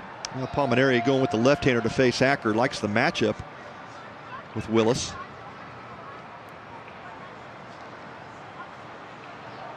A 1 pitch on the inside corner. Yeah, Willis not looking there. He was looking away, and the fastball kind of snuck in on. Yeah, you saw him peering over the plate, and he even kind of backed his lower body out of the way, and that ball that was on the inside corner. He was not looking in. Again, just a tip of the hat to Acker, moving that fastball in and out. You're really using both sides effectively and keeping these LSU hitters off balance for the most part. Man at second, 2 outs, 0-2 pitch to C.J. Willis. Swung on and missed. So after hitting the leadoff man, 3 straight strikeouts for Dane Acker. And we remain scoreless through 5 here at Minute Maid Park. Each of the 6 teams in this year's Shriners Hospitals for Children's College Classic have honorary team captains from Shriners Hospitals for Children locations around the country. You can visit collegeclassic.org to learn more about these kids' inspiring stories and make a donation to honor your favorite team and help them reach their fundraising goals. We go to the top half of the 6th inning in a scoreless duel between Oklahoma and LSU. And joining us here upstairs in the booth is the face of Shriners Hospitals for Children everywhere, Mr. Alec. How are you, sir? I'm good. How you doing? Thank you know you're a superstar when you can get by with one name. When you got one name and everybody knows who you are a star. How you been, buddy? It. I'm good. I'm good. It's been a fun weekend of baseball. What have you been up to this weekend as the official host of this event? What have you been doing? Oh, exactly that. I've been hosting for the in-game crowd. I've been introducing the patient ambassadors who are here today. I've been doing some interviews with the coaches. Earlier this week, I held a coaches panel. Like you always do. Yes, sir. And you rock that coaches. You watch the kickoff luncheon. That's for sure. Yeah, it's awesome. It's a great time. The coaches really, they always bring the fun, and it's a lot of fun. Yeah. You know, I'm worried because you've been accepted to go to Northwestern. Yes, sir. And you're going to be in broadcasting. And I imagine that maybe next year you're going to be in this chair here and you're just going to be handling everything. Well, I'm sorry, but that's the plan one day. I know it is. Hit the straightaway center field. DiGiacomo backs up a couple of steps, and Logan Kohler flies out for out number 1 here in the 6th inning. Well, like you are a sports fan. You know sports really well. You've been on a number of national broadcasts. Now, you know the golden rule when a pitcher's throwing a no-hitter, right? Don't talk about it. Don't talk about it. So we're not going to talk about that. We're not going to talk about it. Jump around a little bit, You infer, but you don't mention. Right. And we're not going to talk about both pitchers having a no-hitter. We're not going to talk about that either. We're not going to talk about it. We didn't say it. So, Alec, what was it like when you got the acceptance letter to go that you're going to go to Northwestern? It was funny. It was December 13th. It was on a Friday night. So much for Friday the 13th being bad luck. Exactly. After school, I was so scared. I didn't want to open up the email. I immediately went and took a nap. Ouch! Tattoos the third base umpire with a line drive to Zaragoza. Mark Hutchison, who was behind the dish yesterday, took that one. Oh, let's look at this one again. How would you describe this one, Alec? He just got beat by that baseball. At least he got it off the padded area. He took a beating. Thankfully, it hit him in a good area because we can laugh about it. Yeah, he's laughing about it, so he's all right. But anyway, back to you didn't want to open up the email. I didn't want to open up the email. After school, I immediately went to sleep. I waited for my parents to come home from work, and I opened it up with them, and I was so ecstatic. I saw that congratulations, and I was so happy. Northwestern's been my school since I was young, and to be accepted by such a prestigious school is it's awesome. It's a dream come true. Well, they are fortunate to have you. And what are your plans there now? What do you intend to study and work on? Well, I'll be going to the journalism school in Medill. I move in September. Right now, I'm going through that whole roommate process and figuring out if I want a roommate. So I'm excited. I hope to make my mark on Northwestern. I know they're going to help me, and I hope I can help them. So super exciting for you. Yes, sir. You know, as somebody who's gone through the Shriners Hospital system and now is grown up to be the face of it, what's it like for you to go from patient to ambassador? Yeah, it's been crazy. I started doing the commercials 6 or 7 years ago. At first, I thought it was just going to be something local that my friends were going to make fun of me for. But it's turned into this awesome commercial where people find hope and where they can see the joy that Shriners Hospitals for Children brings to patients like me who go through a lot of obstacles in our lives. And now I met so many kids across the world who are now participating in the commercials with me. One of my little brothers, Caleb, who's in the bow tie with the high-pitched voice. Right, yep. Right. He's one of the best kids in the whole world. He's the best kept secret, honestly. He'll be in more commercials, and I can't wait to spend more time with him. Little soft line drive to second base. Doty brings it in. Alec, always great to see you. Enjoy the rest of the weekend, partner. Thank you guys. Thank you guys so much. We're still scoreless here at Minute Maid Park through 5.5. Bottom of the 6th inning here at Minute Maid Park. Game 1 of 3 on the final day of the 2020 Shriners Hospitals for Children College Classic. LSU and Oklahoma locked up in an old-fashioned pitcher's duel.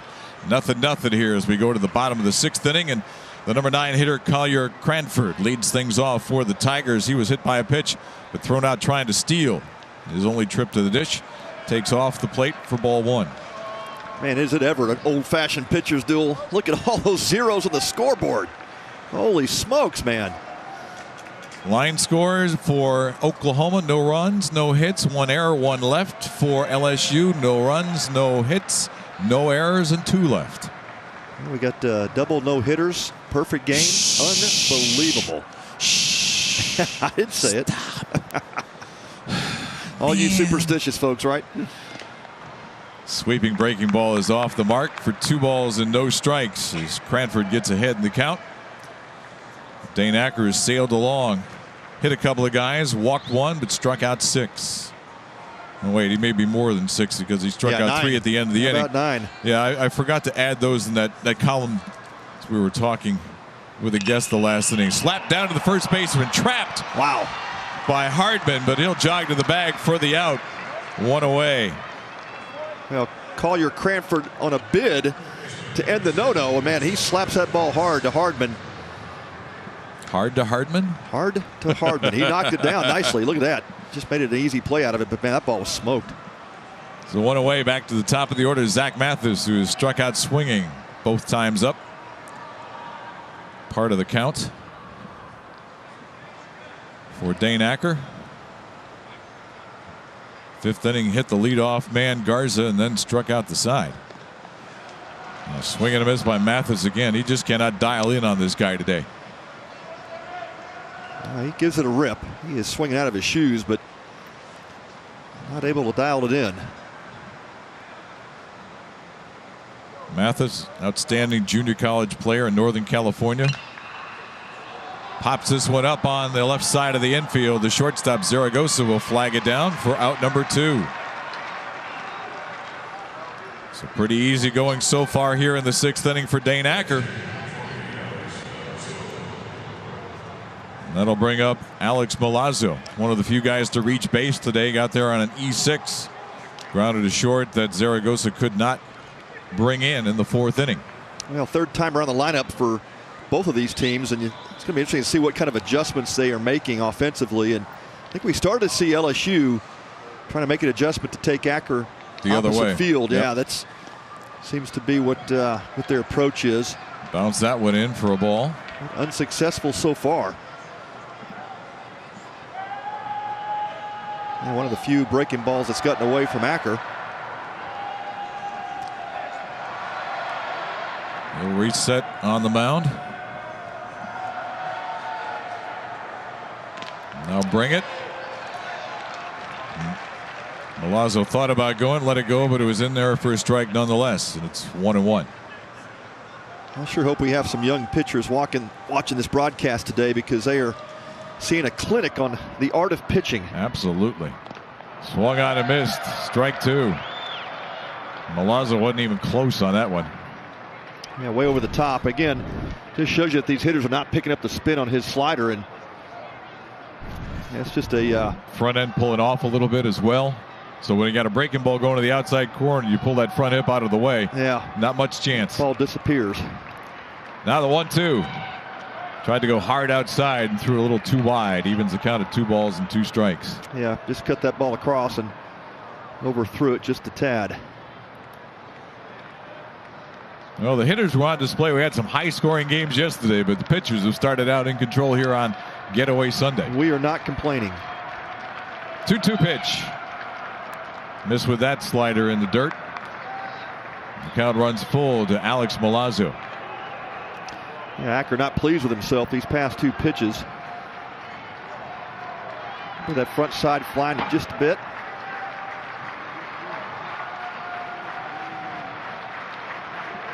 Trying to get his 10th strikeout. But LSU fans trying to inspire their team to get something going here on the base pass. It's been awfully quiet here. It has.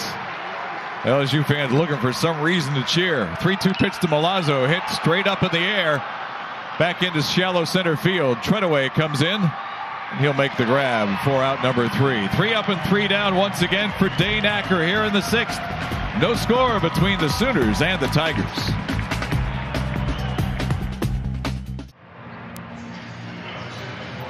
Pitchers have been the story of the day here as we start Sunday activity in the Shriners Hospitals for Children's College Classic. See in the dugout, Dane Acker for Oklahoma. Up on the hill is A.J. Labus, who has faced 1 over the minimum as we head to the top of the 7th inning. And Acker is not quite as good. He's faced 2 over the minimum. Oh, man.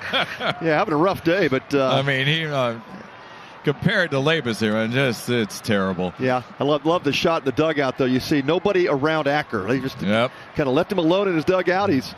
That's what you do when a pitcher's doing what he's doing. So now it's Randy Lindsley. First offering is hit in the air, right center field. Coming on to Giacomo, make the catch for out number 1. Well, I'll tell you what's even more amazing when you continue to see both pitchers working on these no-hitters is that these are both good hitting teams. This is not like you're facing some mid-major during a weekday, a classic. This is incredible. It's just fun to watch. You know, the LSU Tigers hitting .246 with a .378 slugging percentage coming in. And the first pitch, Tyler Hardman on the outside corner for a strike. Meanwhile, Oklahoma hitting .280 on the season with a .463 slugging percentage. Yeah, this is incredible here that neither one of these teams going into the 7th inning have been able to connect. This one drilled into left field, backing up a couple of steps and making the catch right at him, C.J. Willis for out number 2. You know, outfielders tell you those are the hardest balls to play as a line drive right at you.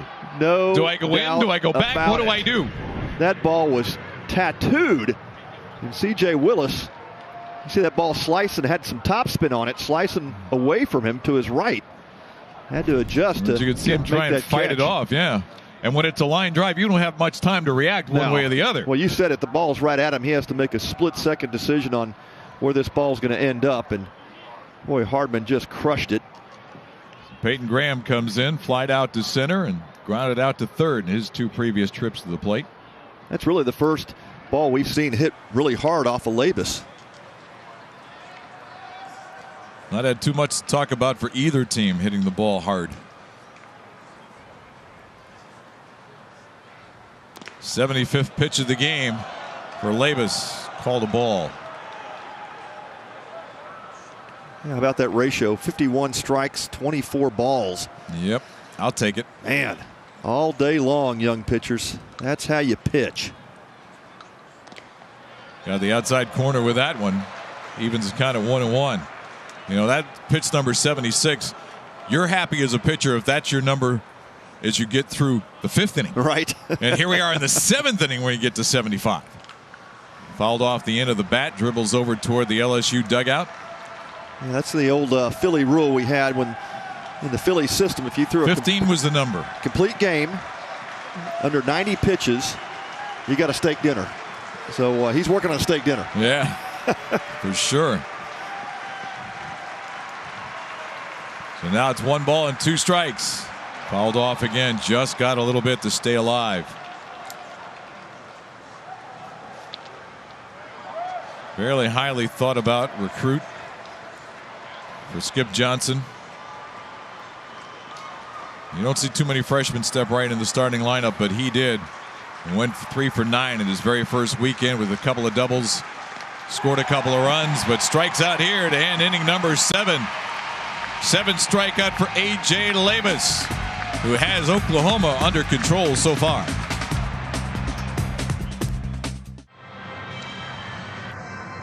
Fans having a good time here at Minute Maid Park watching an old-fashioned pitchers duel so far. No score going to the bottom of the 7th inning between Oklahoma and LSU.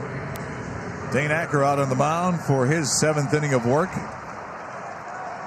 1 walk, 2 hit batters, 9 strikeouts to his credit. And if LSU is going to get something done, Pat, you think it might be this inning with the 3, 4, and 5 hitters coming up with Cabrera, Beloso, and Garza coming to the dish. Cabrera bounces this one on a high hop to second base. Kohler in for it. Throw over to first in time to get the speedy Cabrera for out number 1. Yeah, that's what you'd think, right on paper. You have 3, 4, 5 hitters coming up, and the Tigers are going to get anything going now. But boy, Dane Acker's been awfully good. That he has. You know, coming into the ball game, Cabrera was hitting at 359. Beloso hitting at 357. And Garza below that at 237. But pretty much your best weapons coming to the plate in this inning. See what Beloso can do. Bounce on the ground on the first pitch, wide to first base. Strike 1. He flied out to right to end the first inning and drove the right fielder Harlan back toward the warning track before he made that catch. And a pretty good, well-hit ball, but then bounced into a 6 unassisted to 3 double play his second time up. Yeah, that ball off his bat in the first had a chance. I thought it might have been out. But not carrying quite as much today with this roof closed at Minute Maid. Balls were flying out of here yesterday. Bounce on the ground, a couple of hops, and once again, Kohler will field and on to first. 2 up and 2 down, both 4-3 on your scorecard. And quickly, we have 2 outs here in the bottom half of the 7th inning as Garza comes to the plate.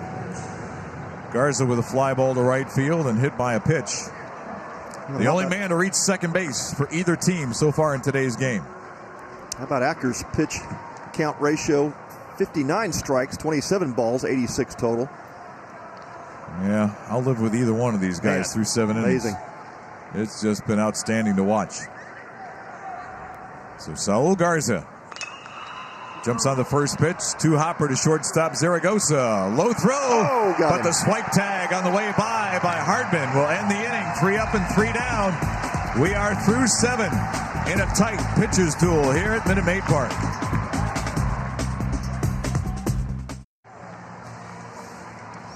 Seen Dane Acker, the starting pitcher for Oklahoma, has had some good defense behind him in today's ball game, like at the end of the last inning.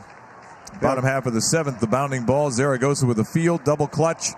Then the throw a little bit off the mark, but Hardman comes off the bag to make the short hop and the tag on Garza going by. First pitch swinging is Mitchell to left field, and it's out of here. Wow. Home run.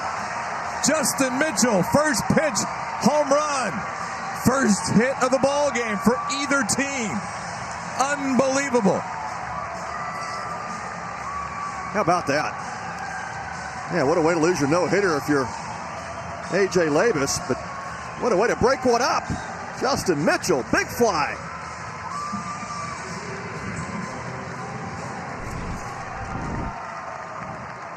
Yeah, fastball that definitely a mistake pitch. It came back in over the center of the plate. Malazzo outside setting up, and that ball came right back over the middle center cut. And Justin Mitchell makes Labus pay. Wow. First home run of the season. First hit of the ball game.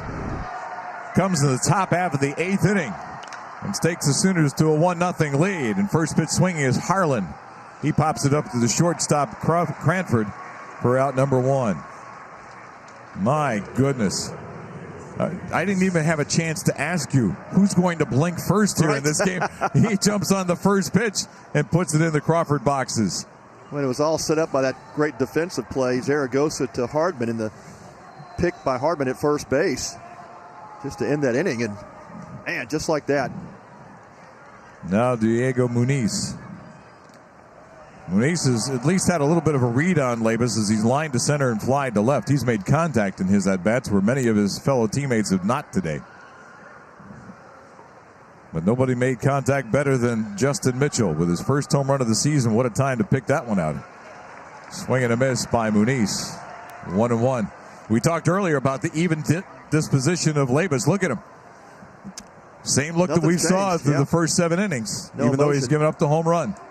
No emotion at all. I mean, he obviously coming right back and getting outs. That's what he has to do. Look at that. Off-speed pitch had him way out in front, and he's got a 1-2 count to Muniz. I mean, with the home run, he's absolutely done his job today, and he needs to count on his Tiger offense to help him out.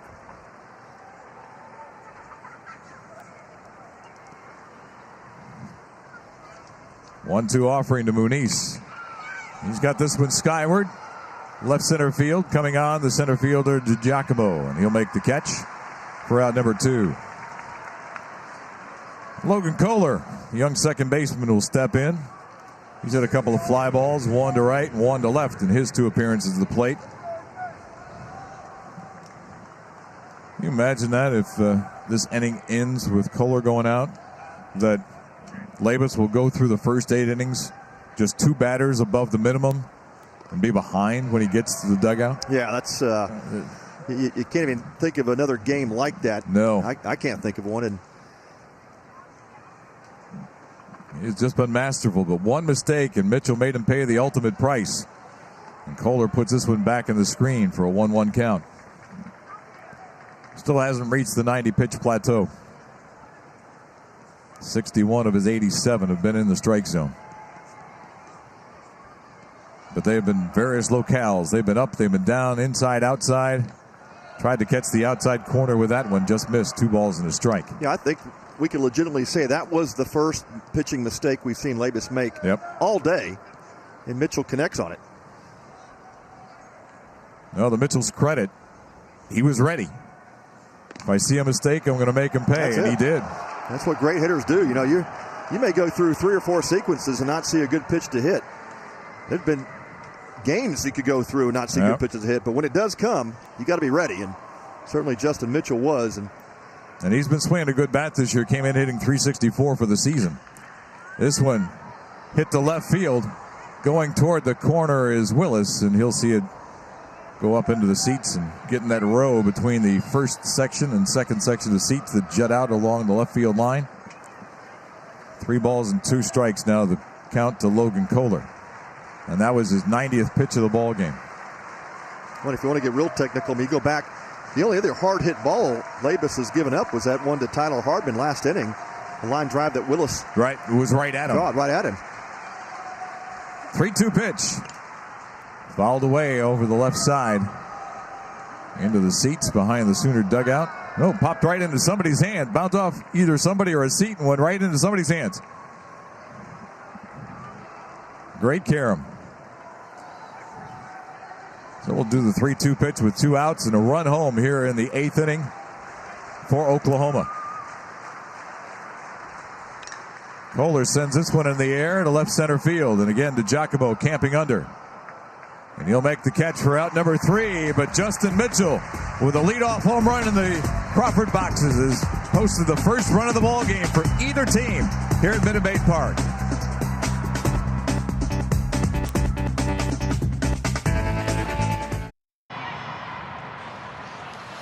Bottom half of the 8th inning here at Minute Maid Park. First game of 3 on this Sunday, the getaway day for the Shriners Hospitals for Children's College Classic.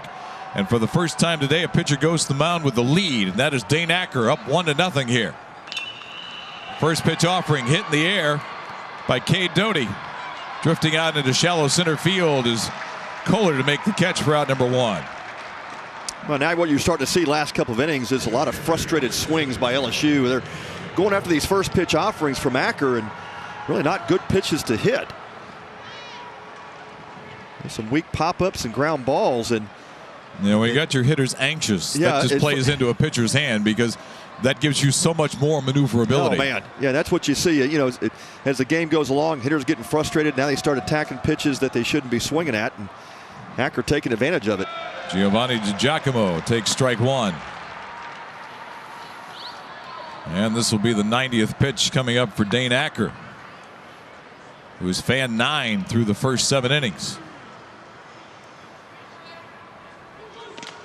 Misses inside with that one, a ball and a strike. Yeah, good miss. Even his misses are good. Giacomo can do some damage if he can get aboard. You'll have to pay attention to him running, and this is definitely a small ball situation for Palmineri if he can get somebody out there to do small ball with. That one low again, 2 balls and a strike. Peyton Graham, the third baseman for the Sooners, playing tight at third, trying to take that bunt away. That push bunt, yep. In case DiGiacomo has any ideas about trying to get on through the bunt. Acker peers in, has the sign for 2-1. Up and away for ball 3.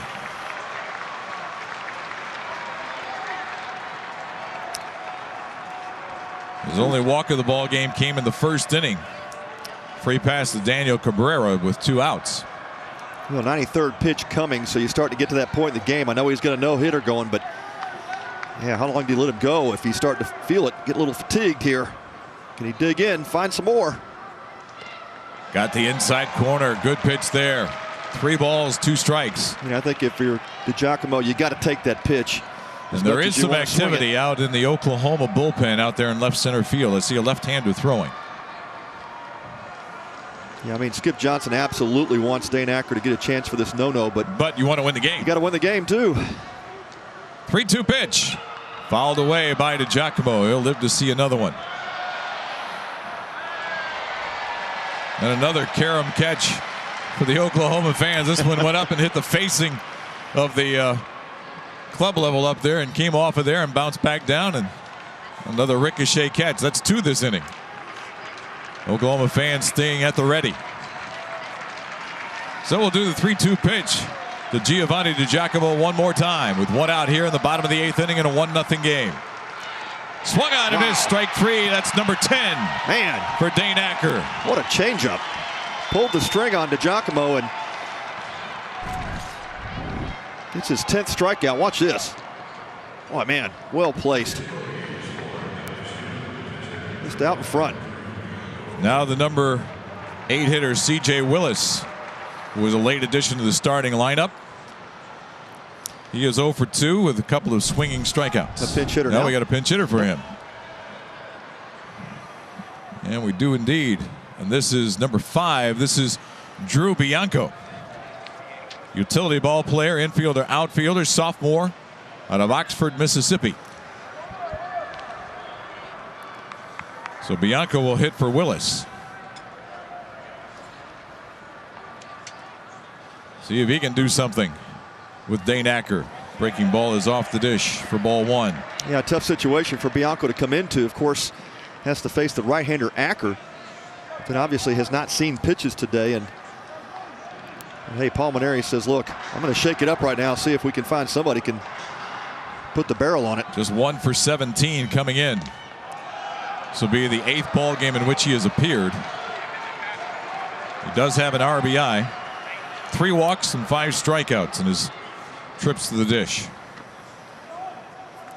Well, Acker's starting to labor just a tad. You can see taking more time behind the mound and just trying to collect himself after this 2-ball count. There's the offering, misses wide, ball 3. So Drew Bianco trying to see if he can get something going for the LSU Tigers. You know, some tough decisions from Skip Johnson coming up if Acker loses Bianco. And what do you do with the 99th pitch coming up? You keep him in there? Yeah, you're right about at the limit. Yeah. Here's the 3-0 on the inside corner for a strike, and it's 3-1.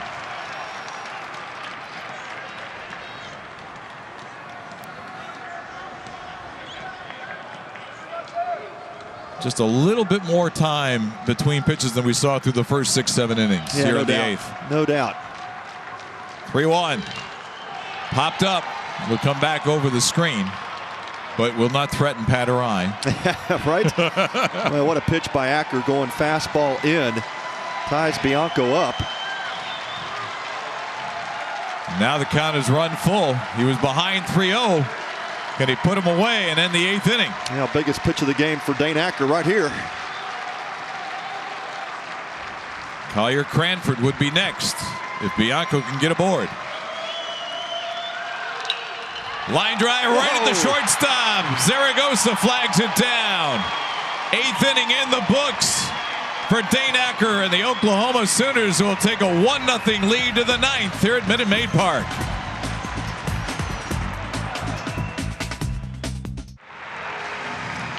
Back here at Minute Maid Park, we head to the top of the 9th inning and a 1-0 lead for Oklahoma. Look there at Dane Acker, who got a little help from his teammates to end the bottom half of the 8th inning. Sharp line drive by pinch hitter Drew Bianco, but right at the shortstop, Brandon Zaragoza. And as often happens in baseball, a guy who makes good defensive play to end an inning gets to come in and lead off the top of the next inning.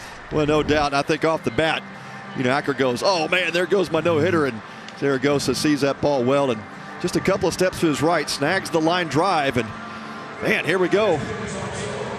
And so we have a new pitcher for the LSU Tigers, as Bianco will stay in the ball game and play left field as he pinch hit for C.J. Willis. And up on the mound for the LSU Tigers is Devin Fontenot, a 6'1", 179-pound junior out of the Woodlands, Texas, just north here of the Houston area. Yeah, typically the Tiger closer, and Fontenot comes in with a good fastball slider mix. Fastball low 90s. The slider's his out pitch. It's a sweeping pitch and just nasty at times. And Zaragoza leads things off for Oklahoma with a 1-0 lead. Takes a pitch at the knees on the outside corner for strike one. But what a line for A.J. Labus. He pitches 8 innings, allows 1 hit, 1 run. It was earned, struck out 7, and hit a batter. But the 1 hit, a solo homer by Justin Mitchell. Sliced off the end of his bat and fair down the first base line. It'll hit off the wall and kick out toward the field to play. And streaking for second base is Zaragoza with a leadoff double here in the 9th inning for the Oklahoma Sooners. Great piece of hitting from Zaragoza. Gets the fastball up and in, and inside outs it to the right side, and he'll pick up the leadoff double. Sooners looking for some insurance here. The first baseman, Beloso, was well off the bag. So a leadoff double. Bring Tanner Treadaway to the plate. Grounded out, struck out, and lined out. Now the question is, does Clay Van Hook signaling the signs in from the third base coaching box? Do they put the bunt down, try to move Zaragoza over? That would be the more traditional move. Try and pad your lead just a little bit if you can. Treadway awfully good with the bat too. Controls it well. He can slice that ball to the right side. That'll do the job as well. But Tiger defense setting up for the bunt. Mathis in at third, Beloso in at first. Runner at second, nobody out. Devin Fontenot will deal to Tanner Treadaway. Shows bunt, pulls it back, takes a strike on the outside corner. Fontenot making his 4th appearance of the year. Has pitched 4 innings coming into today. Has allowed 4 hits, 1 earned run, walked 2, and struck out 5. Well, Treadaway squares the bunt again in a sacrifice situation. He'll try to bunt hard to the third baseman, make Zach Mathis field it. Tigers looking like they're in a traditional setup. Pitcher Fontenot will cover third baseline, and Beloso charging hard from first. Pulls it back. Couldn't check the swing. Got a piece of it. Now he's in trouble with an 0-2 count. Now do you keep the bunt on or let Treadaway swing away? Yeah, I think you let Treadaway swing. He's one of your best hitters. Yeah, one of your best hitters. Understands what he's trying to do here. Hit the ball to the right side, and against a tough slider off of Fontenot as well. He's got some room there on the right side to poke it because the second baseman Doty is shaded a little bit towards second base. So he could poke one into right field easily. 0-2 pitch. He was trying to go that way and just fouled it off into the sweets down the right field line. Yeah, Fontenot came back with the fastball, and you think about trying to bury the breaking ball. That's probably the pitch here, but you got to be careful with. Yeah, you don't want to give him the 90 feet. Even as good as Milazzo is behind the plate.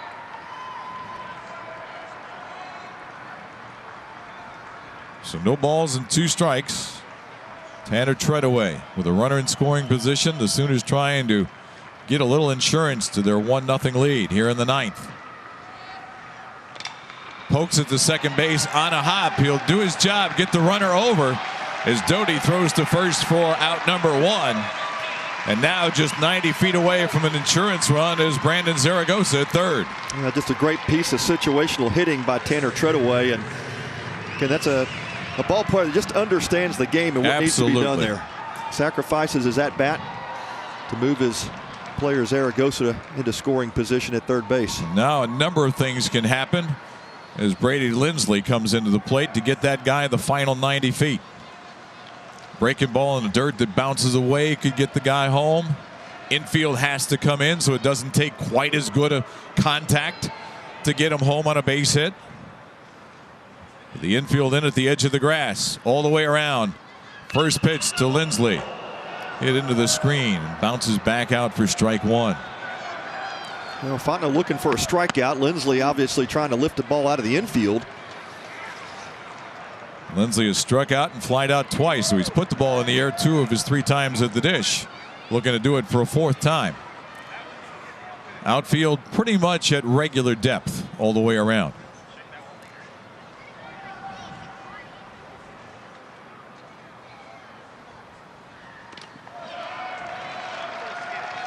Ball is up for 1-1.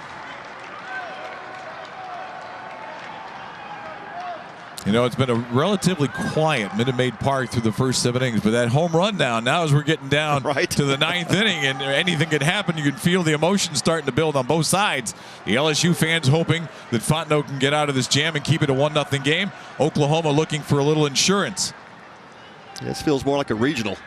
Swung on and missed. Strike 2. Good offering there by Fontenot. Yes, does not feel like a game in February. No, sure. It does not. Well, it's March.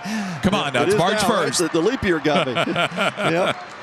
Well, here we go. And I thought at first they might be pitching around Lindsley, but you've got Tyler Hardman right behind him. That's no bargain. No bargain there, and now Fontenot ahead. So got to go for him here. He's got to go for him, and Lindsley's got to make contact. Here's the 1-2. Swung on and missed. Strike 3. Big strikeout for Devin Fontenot. And the insurance run stays 90 feet away. Yeah, this is a fastball, just rides hard up and away, and Lindsley not able to catch up to it. And now Tyler Hardman, who we addressed, the first baseman, coming in. Leads this team among the starters in RBIs with 9 coming in today's ball game. Number 10 couldn't come at a better time if you're a Sooner fan. Fontenot delivers, strike 1. Yeah, 93 outside corner. I was thinking Fontenot does not have to give in to Hardman here. The benefit he has now is with 2 outs as the infield retreats back to its normal depth.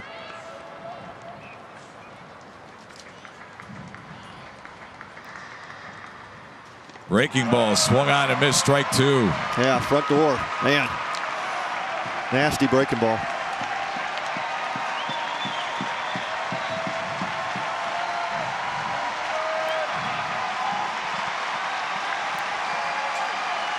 And the LSU fans rise to their feet, every one of them.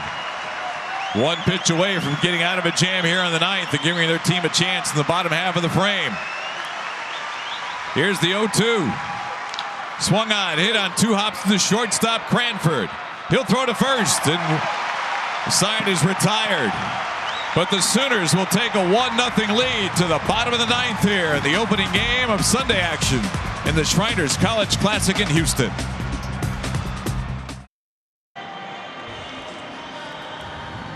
Back here at Minute Maid Park for the bottom of the 9th inning. 1-0 is our score. Dane Acker has gone the distance for the Oklahoma Sooners. And he will face the 9-1-2 batters here. And leading off here in the bottom half of the 9th inning is Collier Cranford, the shortstop for the Tigers. Got hit by a pitch and grounded out to first. Takes ball away. Cranford, an early starter for Pulmonary. Missed most of his senior year due to an arm injury that required Tommy John surgery, and then left high school early so he could enroll here at LSU and play. Outside corner missed again. 2 balls and no strikes. Well, you know, the unwritten rule in baseball is when a pitcher's working a no-hitter, you don't bunt to try to break up the no-hitter, but it's a 1-0 game. I mean, LSU needs base runners. You got to throw that philosophy out of the way. Yeah. But Cranford not offering up. Graham in a little bit at third base, but everybody else back at regular depth along the infield. 2-0 pitch. There's a strike. 2 balls and 1 strike now. Pitch 104 on the ball game for Dane Acker. And that is Wes Toops. Let's check that. Not Cranford. Wes Toops, who is in to hit. He was supposed to start this ball game initially in left field. They made a late change there, and now Toops is even in the count at 2 balls and 2 strikes. And you can see the enthusiasm, the momentum along the Sooner bench, all up along the rail, inspiring their teammate. Yeah, I thought when Toops got scratched late, it might have been sick or something. Yeah, exactly. And here he is getting the at-bat, trying to break up this no-no. So Acker, the junior from Brenham, Texas. 2-2 pitch. A little bit low, runs the count full. Yeah, tried to go change up there and just kind of short-armed it in the dirt. Well, pitch number 107 coming up for Dane Acker. And Wes Toops, with one of the biggest pitches he's faced all season long. Trying to get on to get something started for his team. He'll follow it back into the screen.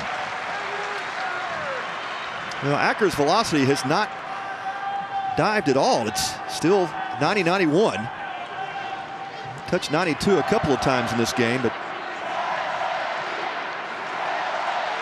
even with the elevated pitch count, still has plenty of life on the fastball. And the LSU chant, you can hear it from the faithful here at Minute Maid Park. Once again, the 3-2. Inside corner called, strike 3, number 11 for Dane Acker. Just paints the glove of Justin Mitchell. Watch Mitchell set up right down the middle.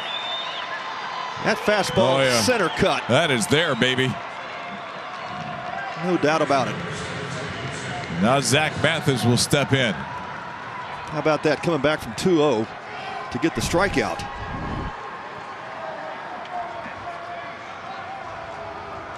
Mathis has struck out twice and popped to short. Fouls this one over the screen to our left for strike 1. LSU faithful do it all they can to get their team involved here. Meanwhile, the Oklahoma bench, everybody hanging off the front railing. Yeah, I think you're going to go back quite a ways to find out the last no-hitter against the LSU Tigers. I would imagine. There's the 0-1 to Mathis. Misses for a ball, 1-1. That was his 110th pitch of the ball game. You know, changeup missing down, and has missed on a couple of those off-speed pitches here late in this game. Mathis, the left-hander, stares him down. Acker delivers, misses inside again. 2 balls and a strike. He just tried to overthrow that fastball. You saw Mitchell lining up outside. And you got to wonder all the things that are running through the mind of Dane Acker, and you try and shut everything down and just concentrate on the batter, but you're in the 9th inning of a 1-0 game. It's just one pitch at a time, man. You know, you haven't given up a hit. You're that close to a no-hitter. I mean, all the things that can weigh in.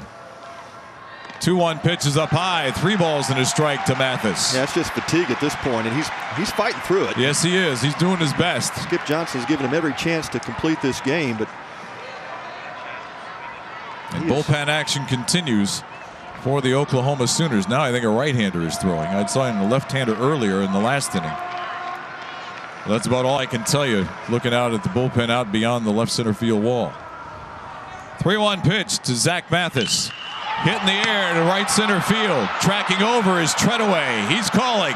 Makes the catch on the edge of the track for out number 2. Wow. 3-1 count. Mathis gets a pitch to hit.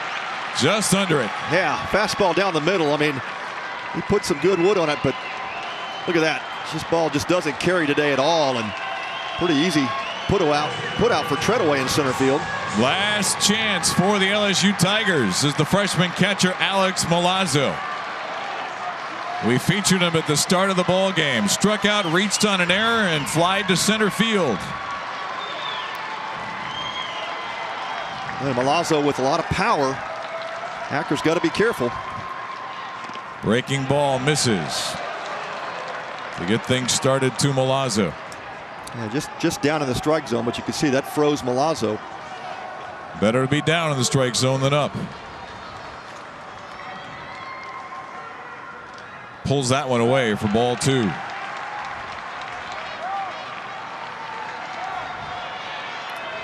Milazzo has 1 homer and 5 runs batted in. Just 2 extra base hits, 1 double and 1 homer.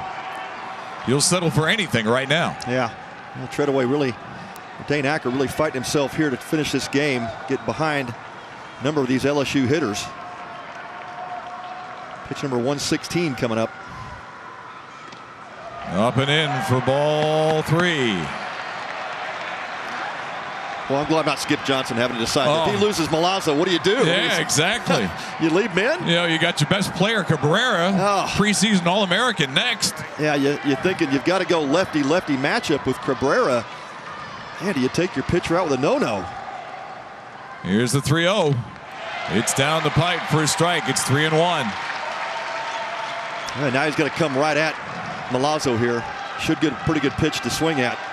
117 pitches in the ball game for Dane Acker. 3 balls and a strike to Alex Milazzo. 2 outs, the bottom of the 9th. Hit on the ground to short. Zaragoza across. No-hitter! No-hitter for Dane Acker. And Oklahoma beats LSU by a score of 1-0. My goodness. Well, there is no doubt Dane Acker will never forget this game. And look at his teammates coming out to mob him. How about that? Of all things today, Tom, I did not think we were coming to the ballpark to witness a no-hitter. We almost saw two of them in the same game. Unbelievable. Holy smokes, what a game. And I'll give you something, Mr. Pat Combs.